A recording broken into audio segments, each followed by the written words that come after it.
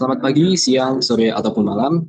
Perkenalkan, nama saya Azka Ananta Abdillah. Saya dari S1, Prodi Teknik Geologi UGM, Angkatan 2024. Di mata kuliah Petrografi untuk Petrogenesa ini, saya akan menjelaskan sedikit mengenai siklus batuan dan yang di dalamnya terkandung batuan sedimen klastik, seperti itu. Dan proses-proses yang ada di dalamnya. Oke. Nah, di slide ini ditunjukkan siklus batuan secara utuh, di mana ini mencakup tiga jenis batuan utama yang ada di bumi, yaitu batuan beku, batuan sedimen, dan batuan metamorf. Nah, eh, proses pertama, dia ada dua proses. Yang pertama ada proses endogen dan proses eksogen, yaitu proses yang dari dalam bumi dan proses yang dari luar bumi. Dimulai dari yang pertama, yaitu magma. Magma, dia mengalami plutonisme. Kemudian dia bisa mengalami cooling di dekat-dekat permukaan ini.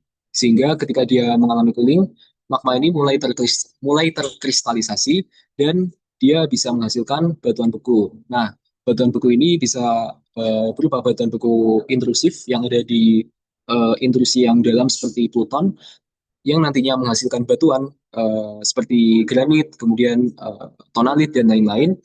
Kemudian ada juga batuan beku hip abisal, yang mana batuan beku intrusif yang dangkal, yang contohnya adalah diabas, dan batuan beku eksklusif, contohnya adalah batuan beku seperti andesit porfiri, basal porfiri, dan lain-lain yang umumnya dihasilkan melalui gunung api, seperti itu.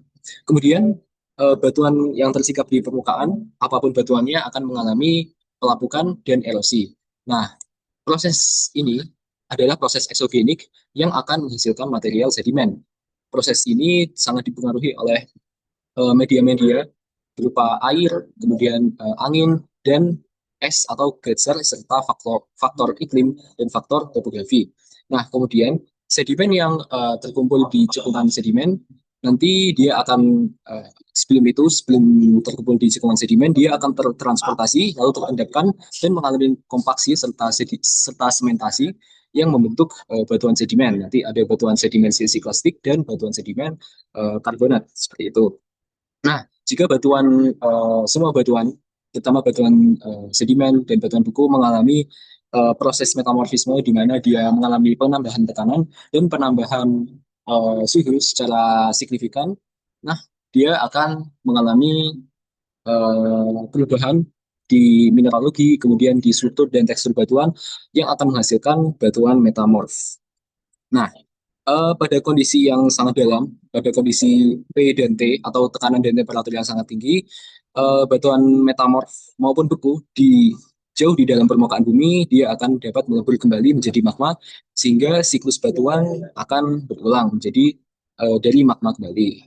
Nah, intinya rock cycle atau siklus batuan menunjukkan bahwa jenis batuan itu dapat berubah menjadi jenis batuan lain tergantung kondisi geologi yang bekerja. Lanjut ke slide selanjutnya, ini adalah uh, diagram atau grafik yang menunjukkan proses-proses pada batuan sedimen. Nah, jika pada slide sebelumnya kita melihat siklus batuan secara umum, maka pada slide ini kita akan mempersempit fokus kita pada salah satu jalurnya, yaitu jalur pembentukan batuan sedimen plastik. Nah, pada slide ini ditampilkan proses pembentukan batuan sedimen eh, dengan agen-agen utama berupa angin, air, dan es atau gletser. Nah, secara definisi, sebenarnya batuan sedimen plastik itu adalah batuan yang tersusun atas fragmen atau klastik hasil pelapukan batuan yang telah ada sebelumnya, kemudian mengalami transportasi, pengendapan, dan lutifikasi. Nah, batuan sedimen klastik itu umumnya memiliki komponen utama berupa butiran mineral, kemudian fragmen litik atau fragmen batuan, serta mungkin beberapa fragmen fosil seperti itu yang terikat di dalam matriks dan semen. Nah, kita moving ke tahapan yang pertama, yaitu weathering and erosion, di mana pelapukan dan erosi ini adalah penghancuran batuan menjadi material yang berukuran gravel, sand, silt, dan clay, atau material berukuran bongkah, pasir, lanau, dan lempung. Umumnya pelapukan ini bisa terjadi melalui eh, melalui pelapukan kimiawi, pelapukan biologis ataupun pelapukan fisika. Setelah pelapukan eh, terjadi faktor lain yaitu erosi, di mana erosi ini melepaskan partikel dari batuan induk sehingga partikel tersebut akan lepas dan tertransportasi ke kawasan lain dengan media-media seperti angin, air, dan es seperti itu.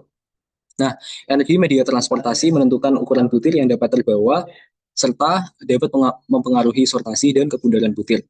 Nah, tahap ketiga adalah pengendapan di lingkungan seperti sungai, kemudian delta, pantai, hingga laut dalam sesuai dengan energi pengendapan pada media tersebut.